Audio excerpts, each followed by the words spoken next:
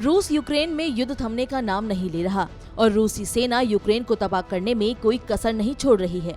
इसी बीच पश्चिम के देश अब रूस पर युद्ध रोकने के लिए दबाव बढ़ाने की लगातार कोशिश कर रहे हैं। यूक्रेन ने रूस के साथ सभी व्यापारिक रिश्ते खत्म करने का भी ऐलान किया है। यूक्रेन के राष्ट्रपति वोलोदिमीर ज़ेलेंस्की ने सरकार को रूस के साथ यूक्रेन के व्यापार की समाप्ति को औपचारिक रूप देने का निर्देश दिया है। जानकारी के अनुसार यूक्रेन और रूस के बीच आयात और निर्यात संघर्ष की शुरुआत के बाद से पूरी तरह से समाप्त कर दिया गया है। आपको बता दें कि यूक्रेन ने 2021 में रूस के साथ सालाना आधार पर व्यापार में 38.7% की वृद्धि दर्ज की थी, जिसका मूल्य 10.09 बिलियन अमेरिकी डॉलर था। वहीं निर्यात 26.5% बढ़कर 3.44 अरब डॉलर हो गया था और आयात 45.9% बढ़कर 6.65 अरब डॉलर हो गया था।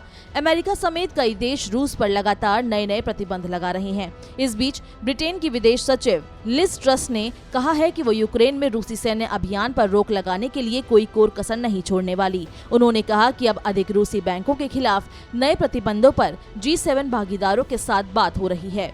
जानकारी के अनुसार उन्होंने कहा कि वो अपने G7 भागीदारों के साथ अधिक रूसी बैंकों पर नकेल कसने के लिए काम कर रही है और रूसी तेल, गैस और कोयले के आयात को खत्म करने के लिए सब लोगों की सहमति हो गई है। सचिव ने G7 भागीदारों से रूसी जहाजों के लिए बंदरगाहों को बंद करने और रूसी सरकार के लिए रूसी सोना अनुपलब्ध बनाने का भी आह्वान किया है। उन्होंने कहा कि हमें अपने अंतर्राष्ट्रीय सुरक्षा ढांचे के पुनर्निर्माण की जरूरत है। हम अब रूस के साथ पुराने समझौतों के तहत काम नहीं कर सकते। ट्रस्ट ने कहा कि पश्चिमी देशों को रूस को और अलग थलग करने के लिए अन्य देशों के साथ सहयोग करना चाहिए।